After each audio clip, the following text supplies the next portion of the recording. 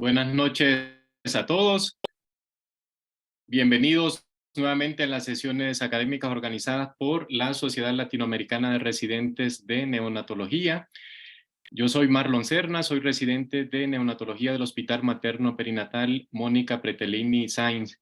Gracias a todos los que nos acompañan en este momento. Agradecemos a todos los asistentes y también a todo el equipo que se encarga de realizar estas sesiones académicas. La sesión de hoy será actualidades en crisis epilépticas neonatales y para el desarrollo del mismo tenemos como invitado especial a Víctor Ayaviri Monroy, el cual es adscrito del Hospital Materno Perinatal Mónica Pretelini Sáenz.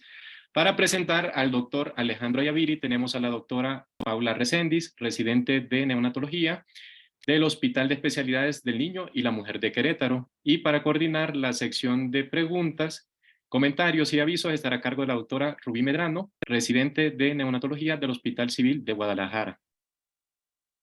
Adelante, doctora Paula. Hola, buenas noches a todos. Un gusto. Es para mí un honor presentar al doctor Alejandro Víctor Ayaviri Monroy. Yo soy R5 de neonatología, como dijo el doctor Marlon, del Hospital de Especialidades del Niño y la Mujer en Querétaro.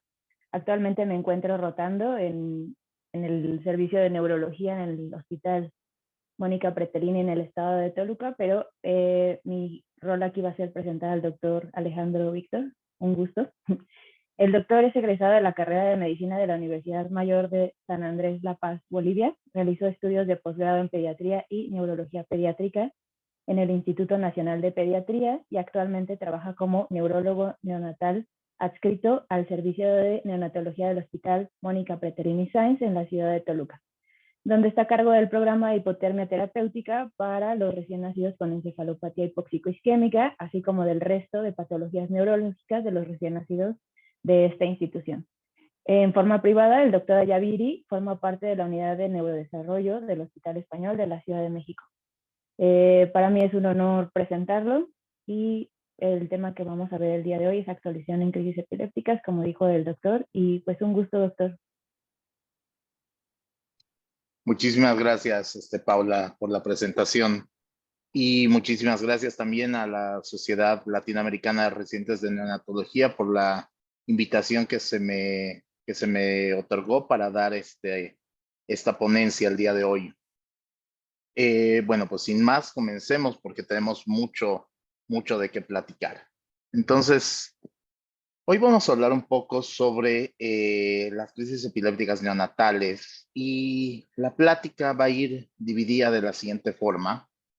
Lo primero de lo que quiero hablar con ustedes y tratar de convencerlos es sobre la importancia que tienen las crisis neonatales. Qué tan importante es que un recién nacido presente crisis o estas sean tratadas. Por supuesto, tenemos que platicar un poco sobre lo que son las definiciones, la clasificación actual de las crisis. Hay que ver un poquito de cómo es la presentación clínica de estas crisis, cuáles son nuestras estrategias de diagnóstico para estas. Y finalmente hablaremos un poco sobre actualidades respecto al tratamiento de las crisis neonatales. Entonces, pues sin más, empecemos con el primer punto.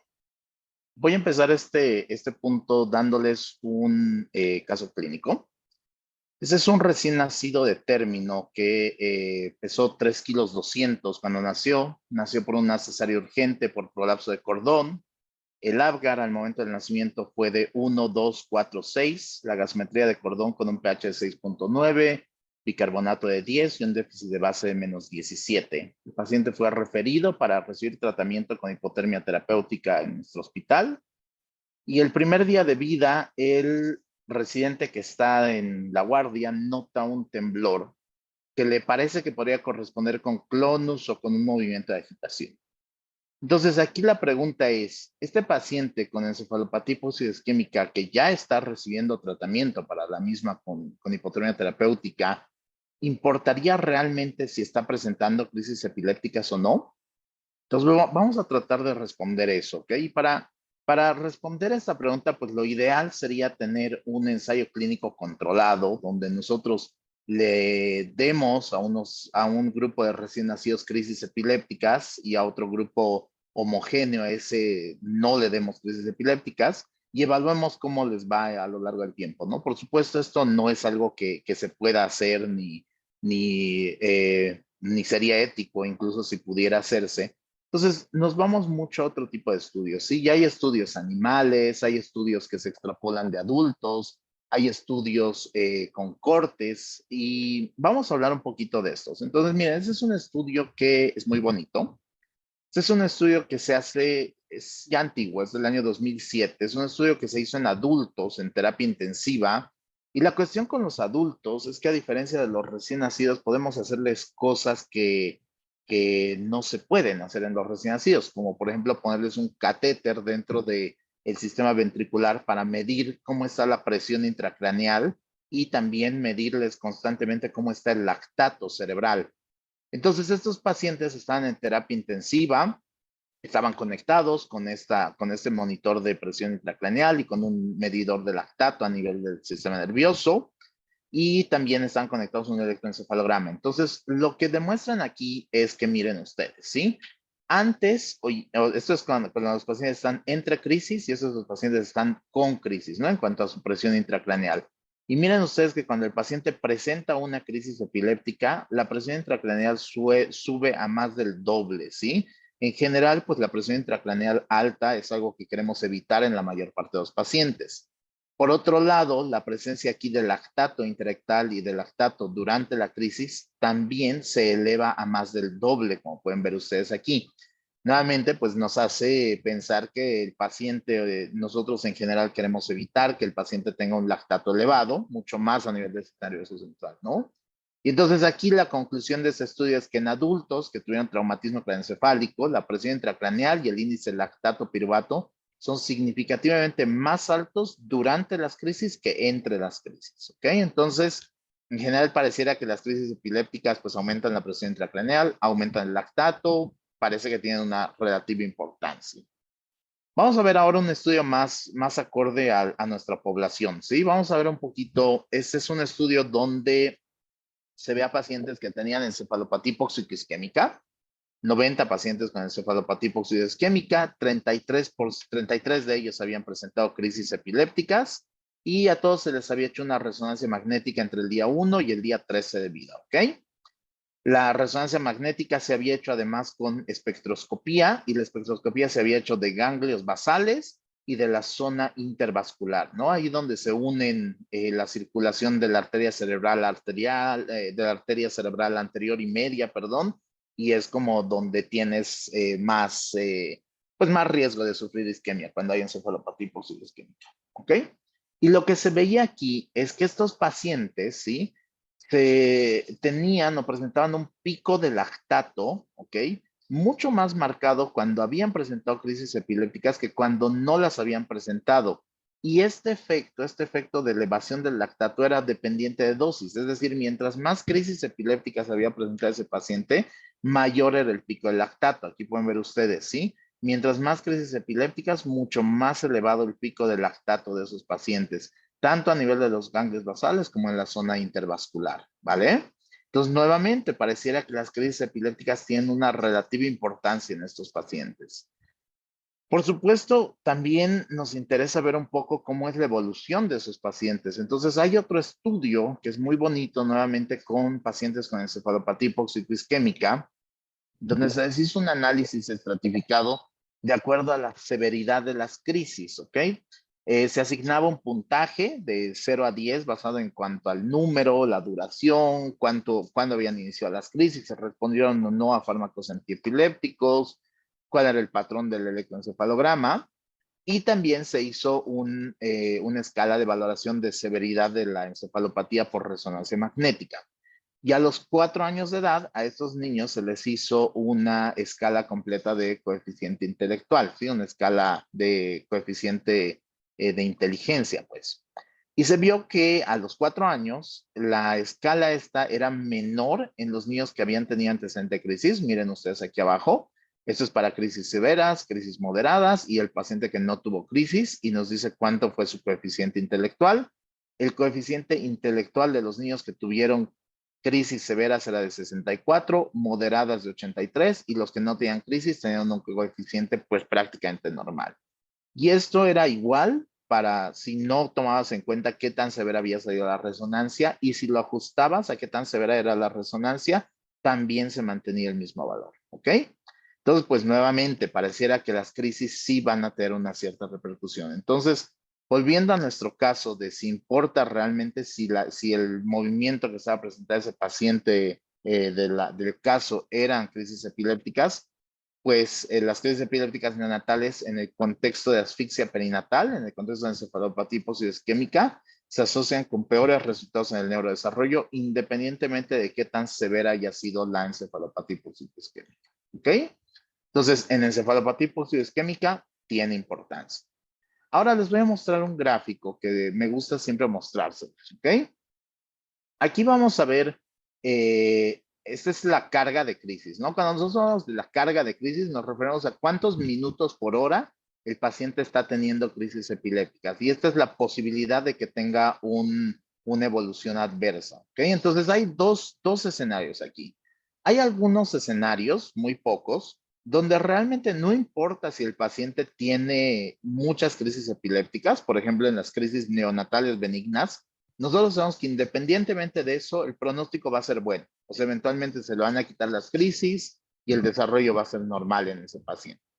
Luego tenemos, por ejemplo, la encefalopatía severa, el paciente con una encefalopatía hipoxia-isquémica severa, donde realmente el daño ya está instaurado y quizás las crisis van a empeorarlo, pero pues no van a empeorarlo tanto, ¿no? O sea, ya el paciente está muy dañado.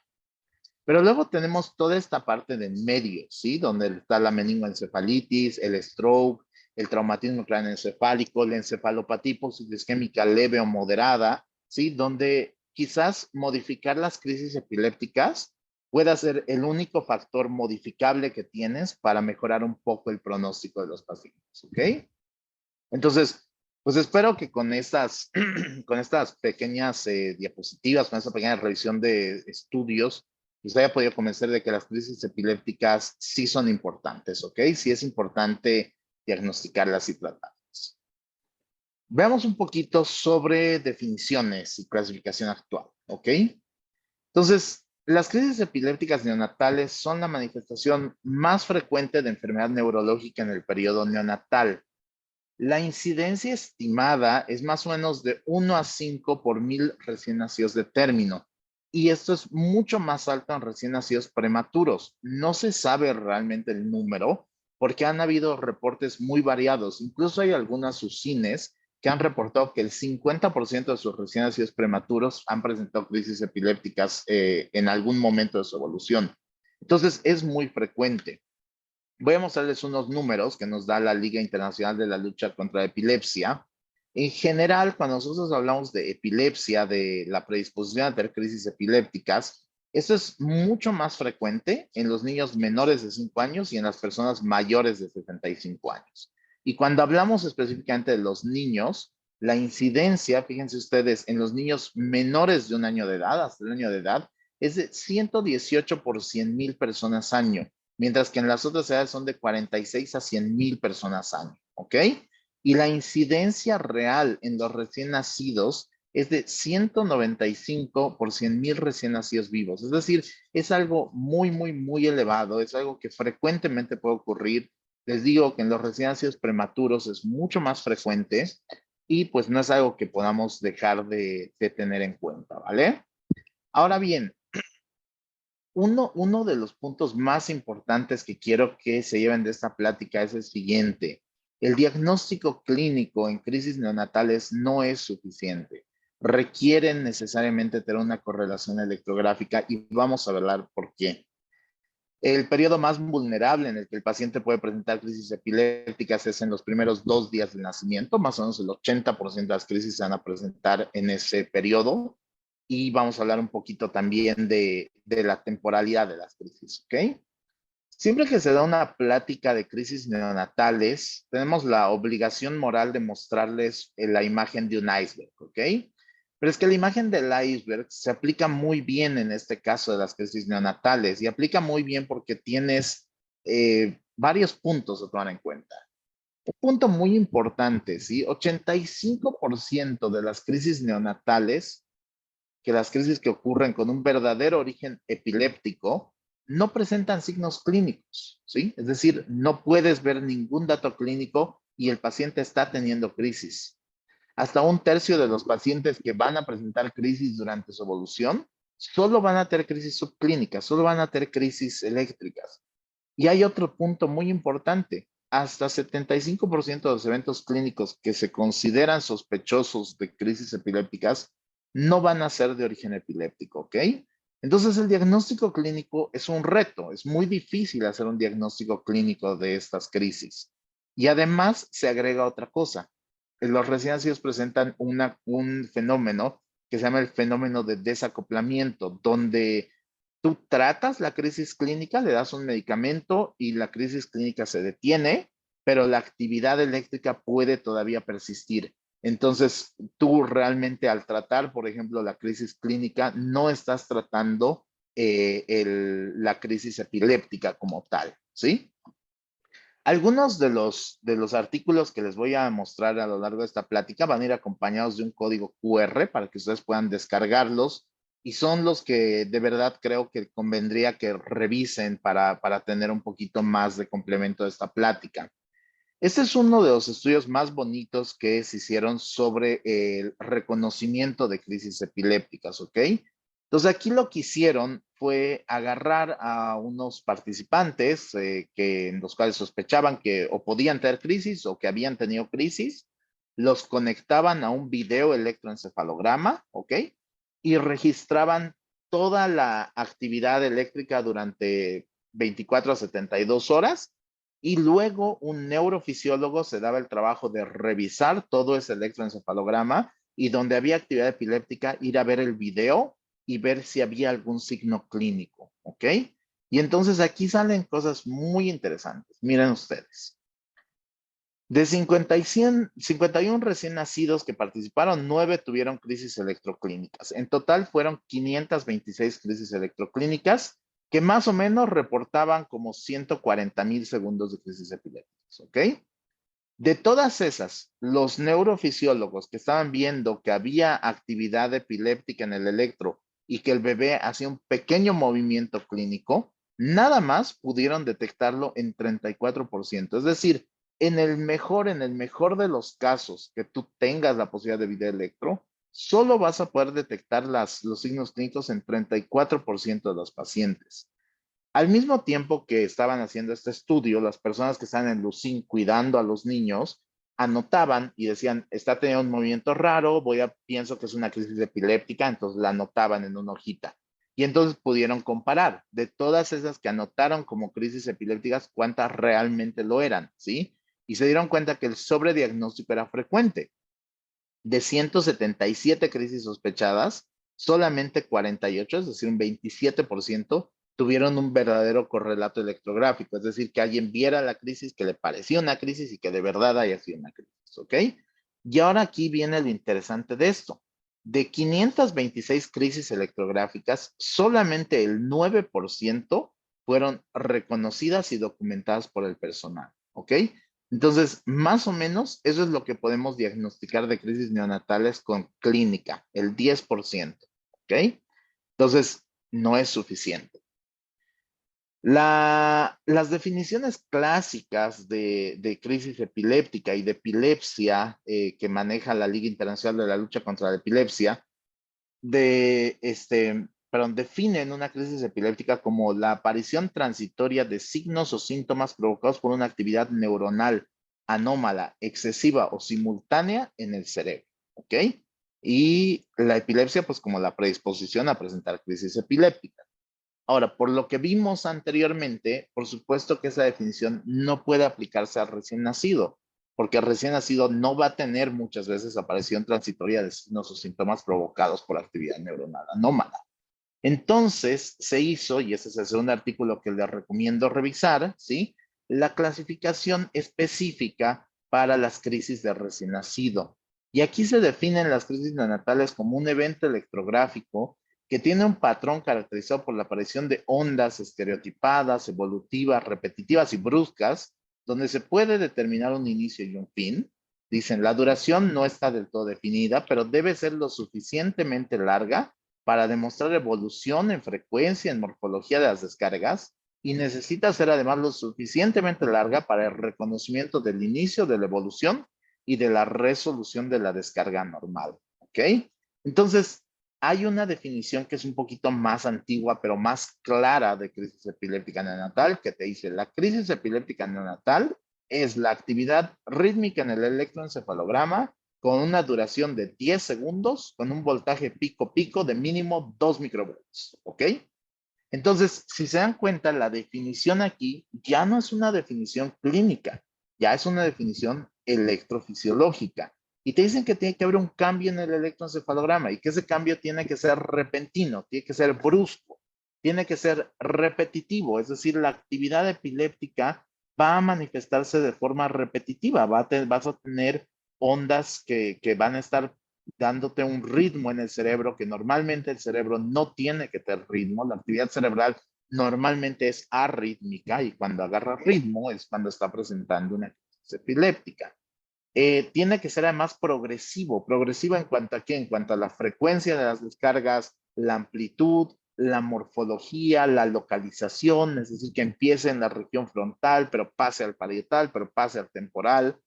Y la morfología de las crisis epilépticas puede ser muy variada. Pueden ver ustedes aquí, estos son diferentes ejemplos de morfología, donde las crisis epilépticas se pueden manifestar como ondas agudas, como estas que ven aquí, como ondas lentas, como estas que ven aquí, como un patrón de onda aguda, onda lenta, ¿sí? Se pueden tener diferente morfología, pero la característica importante aquí es que tienen esa característica rítmica, ¿ok? Entonces, es así como se puede reconocer una crisis en el electroencefalograma y es algo que todos van a aprender a ver, ¿ok? Y espero que un día podamos tener una sesión sobre electroencefalograma y electroencefalograma de amplitud integrada para hablar un poquito más en detalle de esto.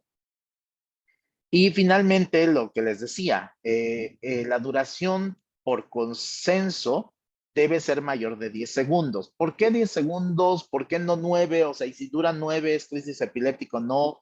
Pues la verdad es que es algo muy arbitrario, pero es que también es muy común que los recién nacidos presenten algo que se llama descargas rítmicas breves, donde hacen como 3 onditas rítmicas que duran 1 segundo, ¿sí? Y que son como parte de su patrón madurativo normal. Entonces, esas no se pueden considerar como crisis epilépticas, por eso se determinó una duración mínima de 10 segundos. ¿Ok? En cuanto a la etiología, la mayoría de las crisis epilépticas van a tener una etiología conocida. La etiología más frecuente, y por eso la mayor parte de estudios está relacionada a eso, es la encefalopatía hipoxidisquémica, que representa más o menos el 33% de las crisis epilépticas. Luego vienen los infartos y hemorragias, más o menos el 29%, malformaciones cerebrales y trastornos genéticos o metabólicos, que incluyen como el 29% de estos pacientes, ¿ok? Aquí hay una regla que no es de ley. Si esta diapositiva no tiene bibliografía, como pueden verlo aquí, porque pues es algo que hemos podido observar, es más bien una observación que tenemos en la práctica, que en general cuando las crisis se presentan antes de las 72 horas de vida, ¿sí? Vas a pensar justamente en encefalopatía, en lesión estructural, en alteraciones metabólicas agudas, ¿no? Hipoglucemia, hipocalcemia, hiponatremia, en infecciones, a veces en síndrome de abstinencia por algunos fármacos maternos, en algunos errores innatos del metabolismo, y en los pacientes que presentan crisis pasadas las 72 horas y siempre y cuando no haya habido ninguna causa clara, como por ejemplo una hemorragia en un recién nacido prematuro, pensarías en las epilepsias genéticas, ¿ok? De esas vamos a hablar en un momento más. Entonces, hablemos ahora un poquito de cómo se han clasificado las crisis neonatales, ¿ok? Y aquí hay dos grupos grandes, dos personajes grandes. Miraji y Volpe, ¿ok? Fueron las dos personas que nos dieron clasificaciones de las crisis antes de la era del electroencefalograma, antes de la era de la neuromonitorización más bien, donde lo único que podían clasificar eran las crisis clínicas, ¿sí? Y entonces Mierragi decía, hay crisis clónicas focales, pero hay automatismos motores, pero hay tónicas focales, pero espasmos, pero tónicas generalizadas, pero mioclónicas. Volpe la hace más fácil y dice, mira, para mí hay crisis clónicas, hay crisis tónicas, hay crisis sutiles y hay crisis mioclónicas, ¿sí? Pero nuevamente, estas clasificaciones nada más estaban clasificando el 10% de las crisis, ¿sí? Que son las que se podían ver. Entonces, lo que se maneja actualmente, nuevamente les dejo este artículo, ¿sí?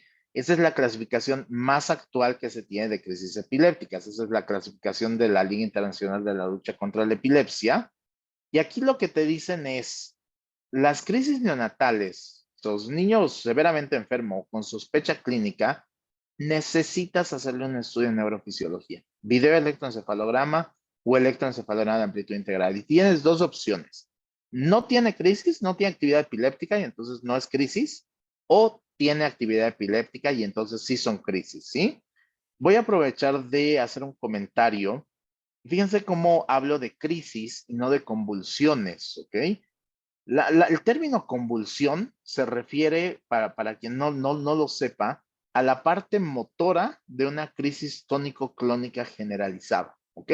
Cuando el paciente está haciendo los movimientos clónicos, esa es la fase convulsiva de la crisis tónico-clónica generalizada, del niño grande, de la persona, del adulto también. Entonces, el término convulsión en general debería dejar de utilizarse para traducir seizure, ¿ok? ¿Por qué? Porque nada más la parte motora, ¿no? Y en los recién nacidos, pues con mucho más sentido, no existen pues, las convulsiones neonatales, ¿no? Especialmente cuando hablemos de las que son solamente eléctricas, ¿vale? Pues bueno, cerrando ese paréntesis, te dice, ok, le conectas el video, le hiciste le hiciste su electro de amplitud integrada y sí tiene correlato con crisis epilépticas. Entonces tienes dos tipos, las que tienen signos clínicos y las que solo se ven en el electro, ¿ok? Las electroclínicas y las electrográficas. Y cuando tienes la electroclínica, pues ya le puedes poner su apellido y decir si es motora, si es no motora, si es secuencial o si es no clasificada. Y en el artículo pueden ver la descripción de cada una de ellas. No se preocupen, lo vamos a ver un poquito en la plática, pero vamos con calma, ¿ok? Y bueno, ya que lograste hacer como la clasificación de las crisis epilépticas, aquí te lo dice, tratas de determinar la etiología que tienen y si puedes, llegas a un síndrome epiléptico, ¿ok? Ahora, te va a decir también aquí una cosa interesante. Te va a dar una clasificación de las crisis y te va a decir el grado de certeza que puedes tener dependiendo de si tienes o no tienes electroencefalograma. Entonces tienes el bebé que tiene riesgo de crisis, prematuro, enfermedades graves, hipoxia, o el bebé en el cual viste crisis. ¿Tienes un electroencefalograma disponible, sí o no? Si lo tienes un electroencefalograma continuo, ¿sí? Y si tienes un electroencefalograma continuo disponible, ese es el gold standard para el diagnóstico de crisis. Si te sale positivo, ¿no? O sea, para crisis. Si te sale negativo, no tiene crisis el paciente, ¿ok? Con el electroamplitud integrada, tiene una crisis, te dice probable diagnóstico de crisis epiléptica, no se ve nada, te dice evidencia insuficiente para determinar si tiene o no tiene crisis epilépticas. Pero luego viene aquí el punto donde no tienes crisis y lo observa el personal experimentado, ¿ok? Si no tienes personal experimentado, te dicen no tienes evidencia suficiente para saber si es o no crisis. Y si sí tienes personal experimentado, es decir, el neonatólogo, que ya ha visto unas cuantas crisis, solamente si es una crisis tónica o clónica focal, puede darte un nivel de diagnóstico probable de crisis. En otros tipos de crisis, en las sutiles, en las que son como de pedaleo, de succión, te da que es un diagnóstico posible de epilepsia, ¿sí? Acuérdense que la diferencia entre probable y posible es que probable es que probablemente sí ocurra y posible es, pues, puede ser que sí, puede ser que no. ¿Para qué te sirve este gráfico? Porque también te dicen ahí los niveles que puedes tener para dar o no dar tratamiento. Te dicen que en el nivel 1 el nivel que es una crisis definitivamente con electro continuo, trátalo. La crisis probable, la que viste en el electroencefalograma de amplitud integrada o que es una crisis clínica focal clónica o tónica que la vio el personal experimentado, trátala. La crisis probable, que es una crisis que no sea la focal tónica o clónica, considere tratarla, pero de preferencia mejor confirma. La crisis sospechada, ¿sí? La crisis que no tienes evidencia suficiente para decir si tiene o no, es decir, cuando el electroamplitud integrada sale negativo o cuando no tienes personal experimentado para ver la crisis, no la trates. Y por supuesto, cuando detectaste que no es una crisis, no la trates, ¿sí? O sea, no existe el concepto de crisis solo clínica. O sea, el paciente que tiene crisis, yo estoy seguro que eso es una crisis, le pongo el electro me dice que no tiene crisis, pero como yo estoy seguro que es una crisis, pues lo voy a tratar. No, ese concepto ya no existe, ¿ok? Ahora, pues qué bonito, ¿verdad? Que está todo esto. Pero ¿qué pasa en los países donde no tienes acceso a nada? No tienes acceso absolutamente a nada, ¿sí? Entonces hay una propuesta de un algoritmo para el tratamiento de las crisis neonatales en países en vías de desarrollo. Y esto es bien interesante porque miren lo que te dice, ¿sí? Te dicen que el recién nacido en el que sospechas crisis, ¿no? Primero le estabilizas sus signos vitales, su historia y los revisas. ¿Puedes hacer laboratorios? Si no puedes hacer laboratorios, te dice, considera tratarlo con antibióticos. Antes que con antiepilépticos, considera tratarlo con antibióticos, porque más probablemente tengas sepsis que epilepsia, ¿sí? Puedes hacerle laboratorios. ¿Hay algo anormal? Trátalo. ¿No hay nada anormal? Ok, considera tu tratamiento antiepiléptico. Y este es el escenario más común en México, cuando tienes disponibilidad de electroencefalograma, ¿ok? Si tienes electroencefalograma, ya no estamos hablando de electroencefalograma continuo, ya no estamos hablando de electroencefalograma amplitud integrada. Este es el niño que baja a neurofisiología y le hacen su electroencefalograma. Si tienes electro, se lo haces. Si está normal, te dice, vas a la tabla de medicamentos, ¿ok? Es decir, en general no lo tratan. Y si está normal, te preguntas si tienes neurólogo pediatra disponible. Si sí lo tienes, refiéreselo, ¿sí? Dice, libérate del problema. Pero aquí lo interesante de esta es cómo te pone que primero trates con antibióticos antes de tratarlo con fármacos antiepilépticos, ¿sí? Entonces, miren ustedes todas las cosas que hay hoy en día. Ahora, vamos a hablar un poquito sobre la presentación clínica de las crisis neonatales, porque aunque ya lo vimos que la clínica no es suficiente, no deja de ser importante, ¿ok? No deja de ser importante clasificar las crisis epilépticas. ¿Por qué? Porque muchas veces las crisis epilépticas te van a orientar a un diagnóstico etiológico específico. Por ejemplo, es más frecuente que el recién nacido que tiene hemorragia cerebral, pues, presente una crisis clónica focal y es más frecuente que el paciente que tiene encefalopatía hipóxico isquémica presente una crisis tónica, ¿ok? Entonces, hablemos un poquito sobre las crisis. Entonces, las crisis clónicas son estas crisis que se caracterizan por movimientos rápidos. Tiene una fase flexora rápida y extensora lenta. El paciente flexiona rápido, extiende lento. Más o menos la frecuencia de los movimientos puede ir de 1 a 3 segundos y hay que diferenciarlos de los temblores, de las sacudidas, de los movimientos de agitación de los pacientes. Aquí pueden ver ustedes un ejemplo de una crisis focal motora. Observen ustedes al paciente. Y ahí pueden ver ustedes cómo tiene este movimiento clónico de la mano, ¿sí? Con cierto ritmo y pues que se extiende quizás un poquito hacia el resto del cuerpo, ¿no? ¿Ok? Entonces, la crisis clónica es quizás la crisis más fácil de detectar porque pues es la que más parece una verdadera convulsión, ¿no? Vamos a ver aquí otro ejemplo de una crisis clónica. Este es un poquito menos evidente, pero aquí está el movimiento del hombro del paciente. Pueden verlo ustedes. Y entonces lo ¿Sí? recibí con hiperglicemia. Como tiene ese movimiento como rítmico del hombro, de la cabecita. 374. ¿Ok? Ajá. Y ahí pueden ver ustedes Le eso. cambiaron las soluciones a ¿Sí? las 18 horas porque a las 18 Las horas crisis apareció. clónicas se van a clasificar en dos tipos. Las crisis clónicas focales y las crisis clónicas multifocales. Las focales van a ser las que van a abarcar una sola parte del cuerpo. Generalmente vas a hablar aquí una lesión localizada en una zona específica del cerebro, por ejemplo, una hemorragia, un EBC.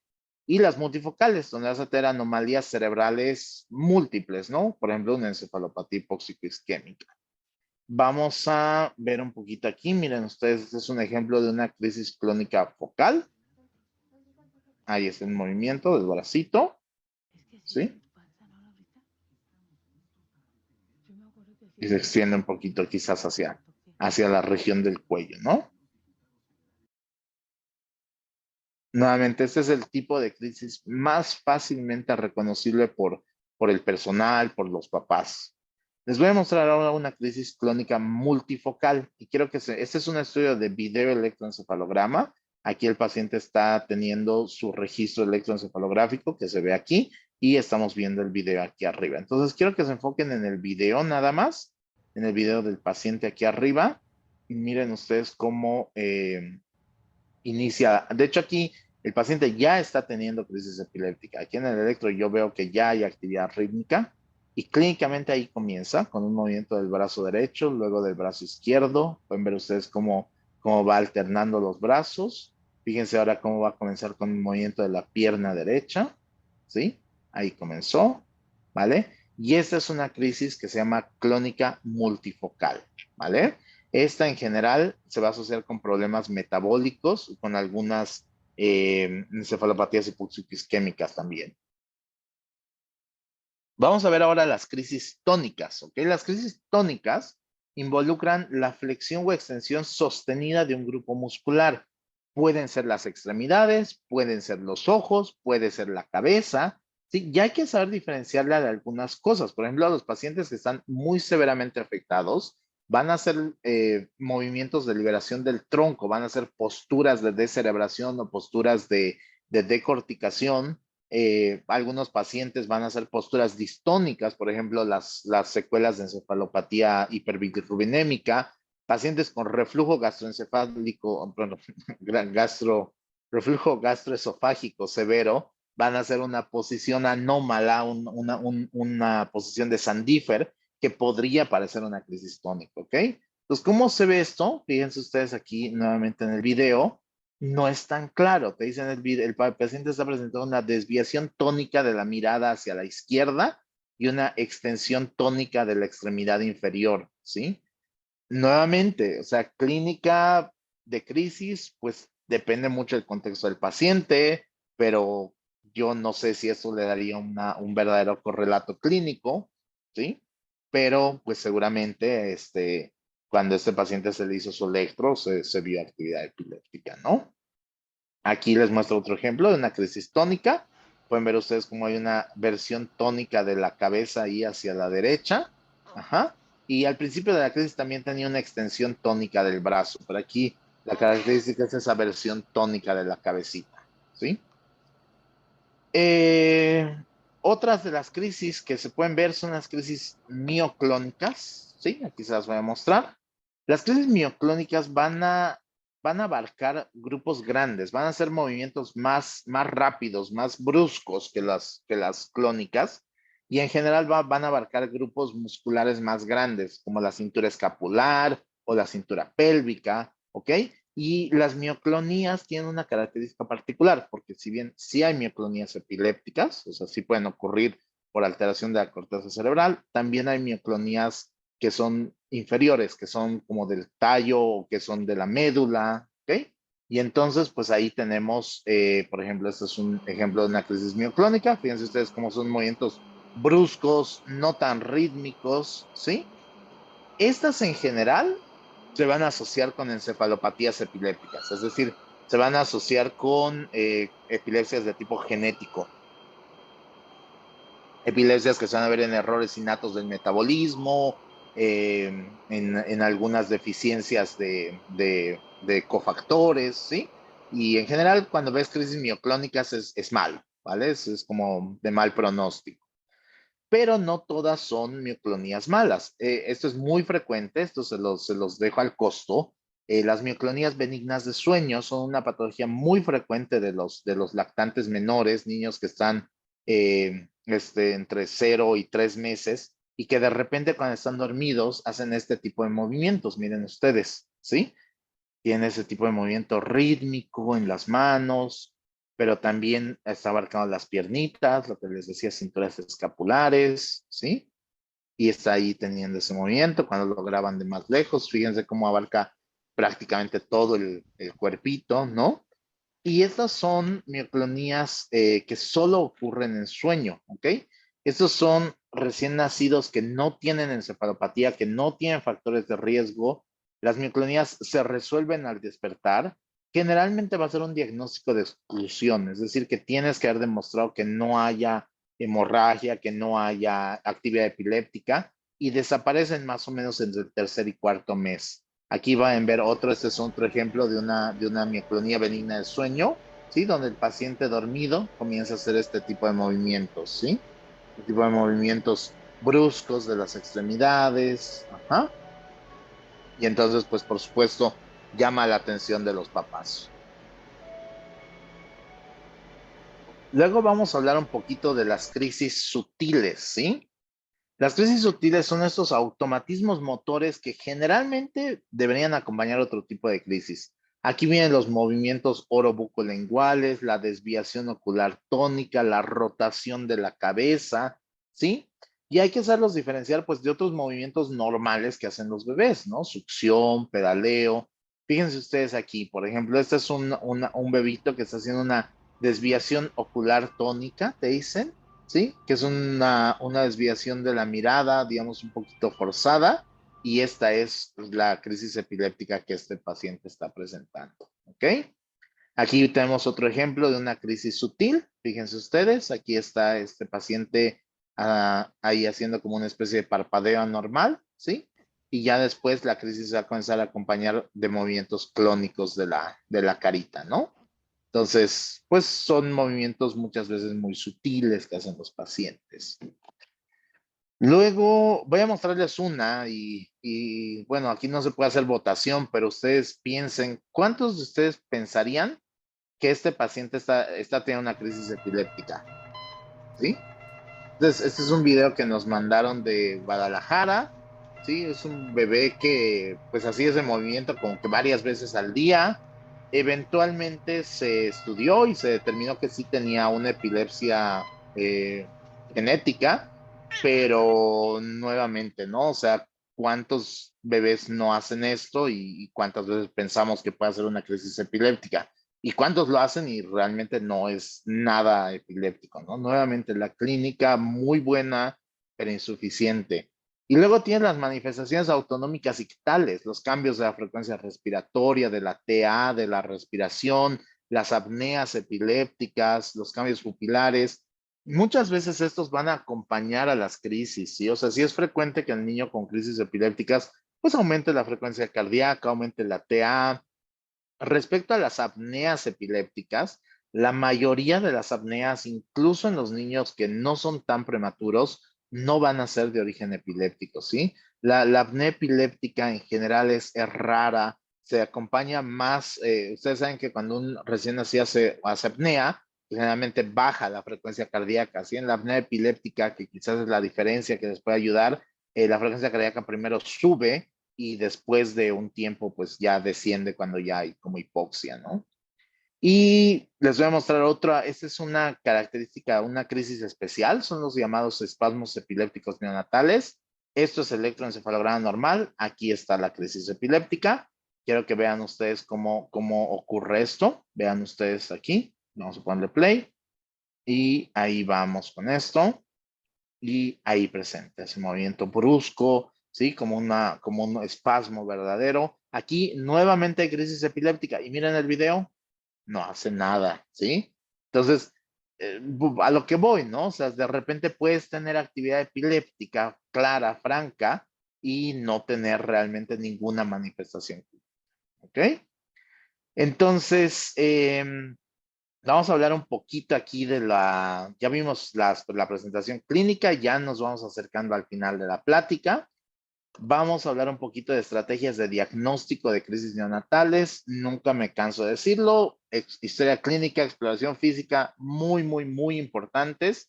Mientras más información, en recién nacidos la exploración física es importante, pero muchas veces está limitada. Muchas veces está limitada porque hay muchas cosas que no puedes evaluar en una sola revisión, ¿sí? Pero la historia clínica sí que la puedes hacer, ¿ok? La historia clínica, armarte de la información previa es lo mejor que tú puedes hacer para saber si pueden ser crisis epilépticas o no pueden ser, ¿no? O sea, cómo nació el paciente, por qué lo vamos a ver, qué complicaciones tiene, cuál fue el Apgar, cuánto pesó al nacer, hay antecedente de algo en la mamá, tuvo diabetes, usó alguna droga, sí, hay antecedente de epilepsia en la familia, todas esas cosas son cosas que nos van a ayudar a más o menos determinar el riesgo de que este niño pueda tener, este niño que me hablan por movimientos anormales pueda realmente tener una crisis epiléptica. Pero necesariamente tenemos que hacer pruebas diagnósticas, ¿sí? Lo ideal es el video electroencefalograma continuo, ¿sí? 21 electrodos o 16 electrodos, dependiendo del caso. Monitorizar al paciente, al mismo tiempo tener una cámara que le está grabando y pues ver la actividad de base y la actividad epiléptica, ¿no? Y entonces nosotros vamos a poder detectar ahí, por ejemplo, la presencia de actividad rítmica en alguna zona del electroencefalograma que nos habla de la presencia de una crisis epiléptica y muchas veces en el video, pues ver cómo se está comportando clínicamente ese paciente o podemos ver lo que se llama como actividad epiléptica interictal, ¿ok? Es decir, el paciente que tiene estas puntas, este tipo de actividad epileptiforme entre crisis epilépticas. El electro convencional, el electro que se hace normalmente, tiene mucha limitante para las crisis neonatales. Muchos recién nacidos no van a presentar crisis en la primera hora que los conectas al registro. Eso lo pueden ver todos los que han hecho monitorización con electroamplitud integrada. En encefalopatía hipoisquémica, hasta 50% de las crisis van a iniciar después de las 24 horas y cuando están en hipotermia terapéutica, un número importante van a tener crisis solamente en el recalentamiento. Y lo otro, el fenómeno de desacoplamiento, el tratar la crisis epiléptica clínica, pero que la crisis eléctrica continúe, ¿sí? Entonces, el electroconvencional, pues sí es una opción cuando no tienes nada más, pero no es lo ideal. Esto ha sido reemplazado por el electroencefalograma Esa de es la amplitud integrada. pantalla Sí, que se perdón. observa El del electroencefalograma de electro. amplitud integrada es una herramienta que es muy, muy, muy útil para poder darte una neuromonitorización cerebral donde tú puedas ver el lado izquierdo, pero el lado derecho del cerebro y poder detectar, de acuerdo a las características de elevación de amplitud, la presencia de una actividad cerebral anormal y corroborar en el electroencefalograma convencional aquí abajo que corresponda con una actividad cerebral rítmica y que dure más de 10 minutos, ¿sí? Entonces, las ventajas del electroamplitud integrada es que te va a permitir hacer un registro prolongado al lado de la cama del paciente, tiene pocos requerimientos técnicos para colocarlo, para interpretarlo, y su costo es mucho menor que hacer una monitorización de video electroencefalograma de 24 horas. Desventajas es tan bueno como el que lo interpreta, ¿sí? O sea, necesitas entrenarte en electroamplitud integrada y quienes han pasado ya por rotaciones de neurología en lugares que tienen como en UCINES que tienen esta opción de neuromonitorización, de electroamplitud integrada, de NIRS, ¿ok?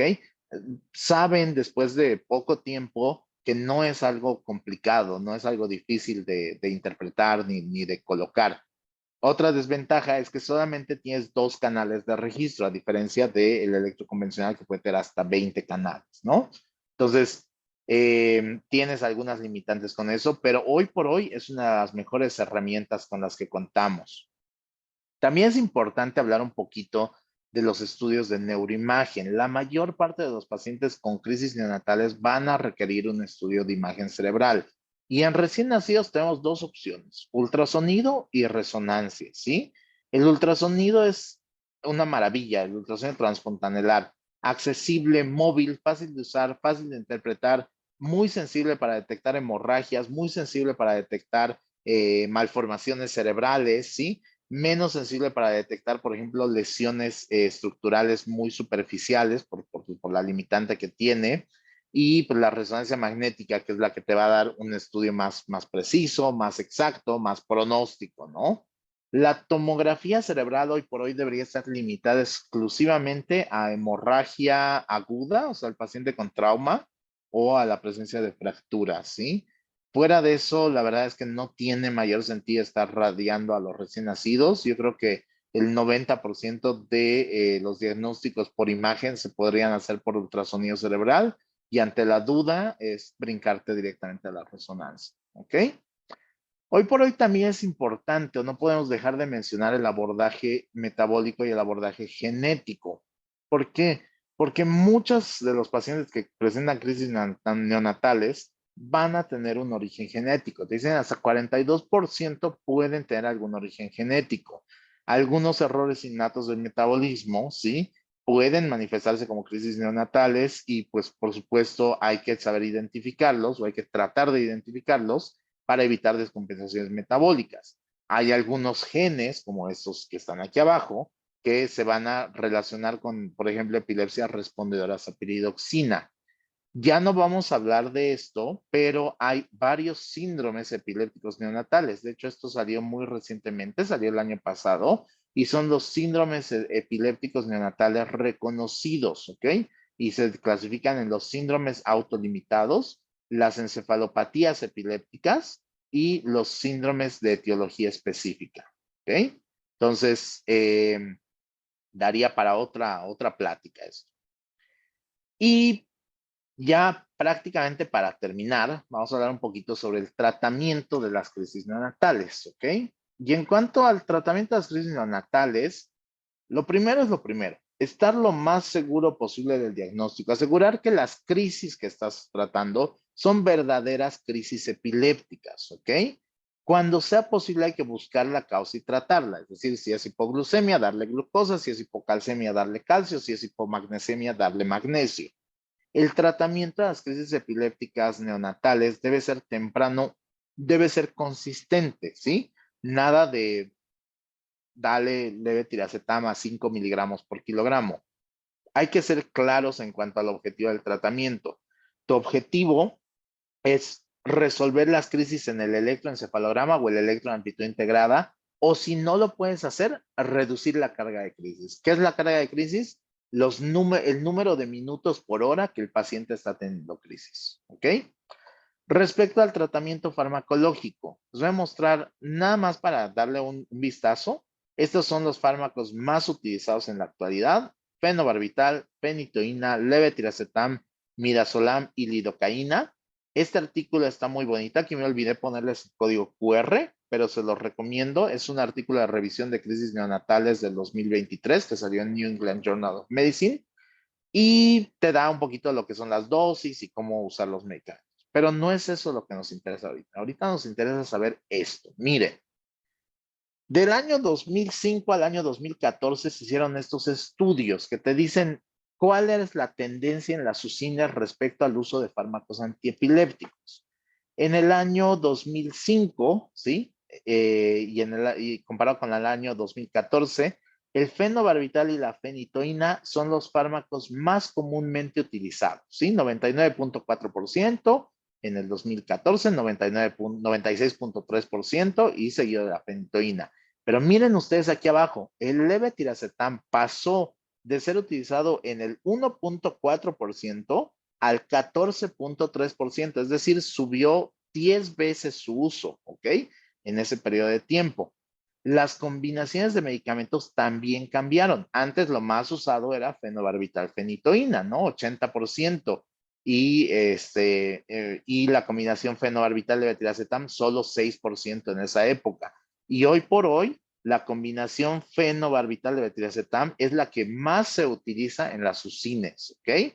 Entonces, hay un estudio que tienen que conocer que es muy importante, que es el estudio que dijo, a ver, ¿cuál es el mejor antiepiléptico, no? ¿El levetiracetam o el fenobarbital? Entonces, este estudio determinó dos brazos, uno tratado con fenobarbital y uno tratado con levetiracetam. Y miren qué interesante. Después de dar 2 dosis de tratamiento intravenoso con levetiracetam, solamente el 28% de los pacientes resolvían crisis, mientras que después de dar 2 dosis con fenobarbital, el 80% de los pacientes resolvían sus crisis. Y si después les dabas a este grupo fenobarbital, al grupo que le habías dado leve, y le dabas después fenobarbital, todavía había una mejoría para llegar hasta el 54%. Mientras que si después de darle fenobarbital le dabas levetiracetam, no había resolución de crisis, ¿ok? Entonces, la resolución completa de crisis es más probable en el grupo asignado al fenobarbital. Entonces, hoy por hoy, el fenobarbital sigue siendo el fármaco de primera elección para las crisis neonatales. Respecto a la duración del tratamiento, es importante saber que la mayor parte de los pacientes que tienen crisis neonatales no van a desarrollar epilepsia, ¿sí? Solamente 20% van a desarrollar epilepsia. Y los fármacos antiepilépticos van a poder retirarse muchas veces incluso antes del egreso hospitalario. ¿De qué va a depender que puedas quitar tu medicamento? De la exploración neurológica, de cuál fue la causa de las crisis epilépticas y de cómo esté tu electroencefalograma. En general, si tu exploración neurológica es normal, tienes un bajo riesgo de epilepsia. Si tu paciente tuvo asfixia perinatal, por ejemplo, tienes un 30 a 50% de riesgo de epilepsia. Si la causa de sus crisis fueron una disgenesia cerebral, o sea, una malformación cerebral, pues es 100% de riesgo de epilepsia. Y si tu electroencefalograma al momento del alta está normal, tienes un muy bajo riesgo de epilepsia. ¿Ok? Entonces, es importante. Hay algunos fármacos que se están comenzando a utilizar. Estas son nuevas tendencias de tratamiento. Bumetanida como fármaco antiepiléptico, se ha sugerido un beneficio al usarlo en combinación con fenobarbital. El topiramato es un buen antiepiléptico, tiene varios mecanismos de acción, tiene un potencial efecto neuroprotector en encefalopatía hipoxicisquémica. Se hizo un estudio grande para ver si se podía dar como un fármaco adyuvante, ¿sí? Pero ya vieron que el darles hipotermia topiramato versus solo hipotermia, pues no tenía una significancia estadística. Pero lo que sí, los pacientes que habían recibido topiramato desarrollaban menos frecuentemente epilepsia que los pacientes que no, aquí no, 14.3%, 30.4%, ¿ok? Hay algunos otros fármacos que se están ensayando actualmente. Hay un fármaco que se llama brivaracetam, que es un análogo del levetiracetam y que hasta el momento ha estado bien tolerado en estudios pediátricos y está en proceso de estudio en recién nacidos. Y la lacosamida, que ya no tarda en ser aprobada para su uso en neonatal, en neonatos. Es un bloqueador de canales lentos de sodio y también tiene un potencial efecto neuroprotector. Este ensayo clínico ya no tarda en darnos resultados, ¿ok? Y pues miren, para terminar a las 8 en punto, las conclusiones de esta plática son que las crisis epilépticas son una manifestación frecuente del periodo neonatal y tienen múltiples causas, muchas de ellas reversibles y casi todas tratables. Para el diagnóstico correcto de las crisis epilépticas neonatales es necesaria la confirmación electroencefalográfica. Antes de iniciar el tratamiento antiepiléptico, tenemos que buscar causas reversibles: hipoglucemia, hipocalcemia, hiponatremia, todo esto. Hoy por hoy, el fenobarbital es todavía el fármaco de elección para el manejo de las crisis neonatales. Y finalmente, los recién nacidos que hayan tenido crisis epilépticas podrán suspender su tratamiento antiepiléptico por lo general antes de 3 meses de haberlo iniciado. Entonces, esto también es un punto importante a llevarse. Y creo que con esto concluimos la plática. Les dejo ahí mis datos en pantalla por si alguien quiere mandarme un mensaje de WhatsApp para mandarme videos. Me encanta ver videos de crisis epilépticas, pero casi siempre mi respuesta va a ser la misma, ¿sí? Oiga, doctor, vemos este video, ¿qué le parece?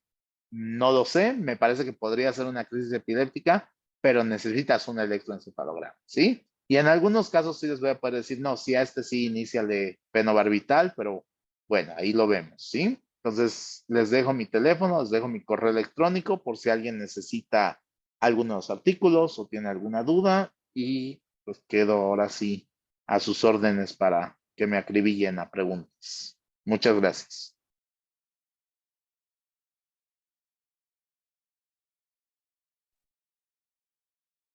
Hola a todos, mi nombre es Rubí Medrano, soy médico residente de neonatología del Hospital Civil de Guadalajara, Fray Antonio Alcalde. Y pues primero que nada agradecer al doctor Alejandro Ayaviri por su excelente ponencia, doctor. Gracias, gracias por su participación y apoyo en este tema tan crucial e importante para todos nosotros. Y a continuación vamos a pasar a la sesión de preguntas y respuestas.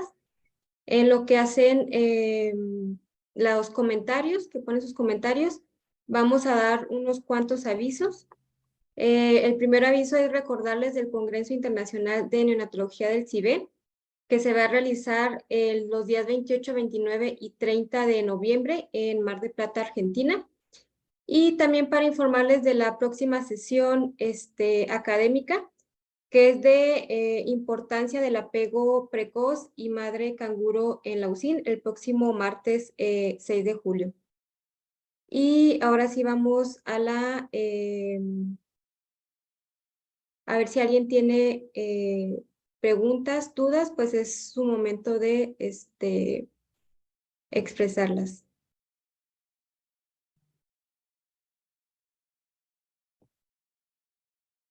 Comentar también, Doc, en lo que se animan, sobre todo el uso en el tratamiento. A veces tenemos un poco de problemas con, al menos aquí en México, del fenobarbital intravenoso, y tenemos solamente acceso al fenobarbital vía oral.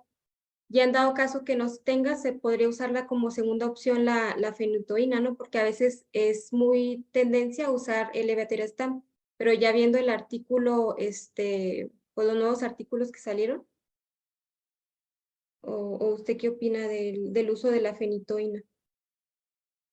¿Qué tal, Rui? Pues mira, primero, cuando no hay preguntas en una plática es o muy bueno o muy malo, ¿sí? O muy bueno porque todos entendieron todo o muy malo porque nadie entendió nada.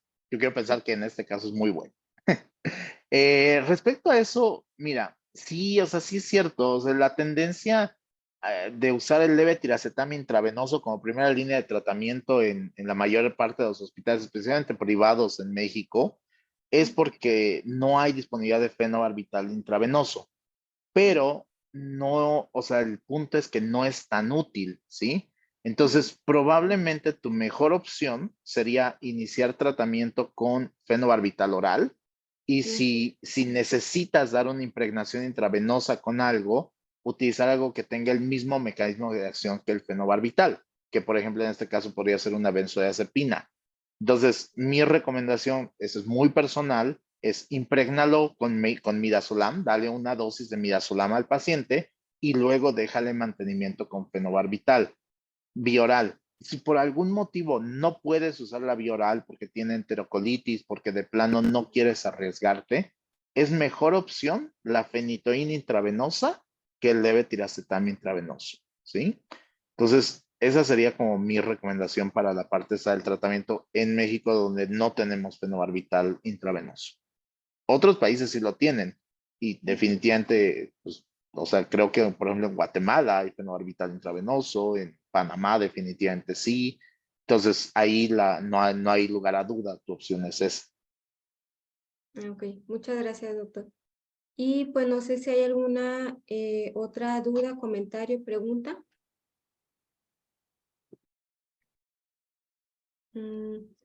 Al parecer, pues no, entonces agradecemos nuevamente al doctor Alejandro Ayaviri por su excelente participación y a todos los, aquí salió una pregunta. Dice, buenas noches, la doctora Patricia Serna, en un paciente que es recibido en un hospital privado en manejo inmediato, ¿podría ser con diazepam mientras se refiere? ¿O otra facilidad la fenitoína?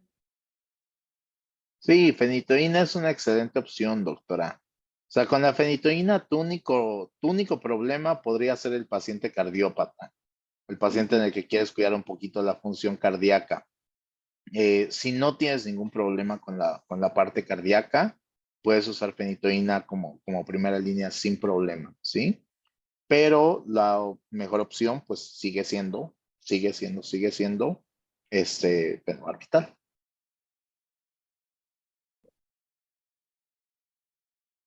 Y otra pregunta, en el diagnóstico de crisis convulsiva, crisis epiléptica neonatal, ¿es necesario el electroencefalograma y la resonancia magnética? Electroencefalograma, sí, en cualquiera de sus modalidades, ¿sí? Amplitud integrada, continuo o convencional como última opción. La resonancia no.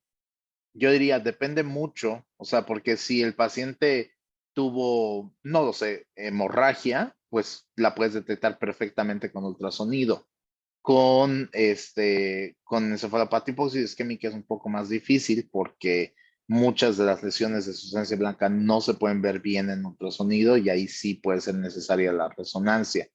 Pero yo diría que de cajón en todos los pacientes con crisis, alguna modalidad de electroencefalograma y ultrasonido.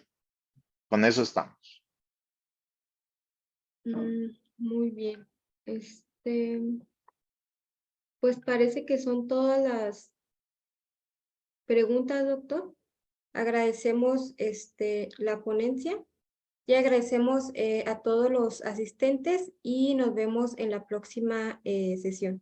Muchas gracias a todos. Muchas gracias, doctor Yaviri. Gracias. Hasta luego. Que estén muy bien.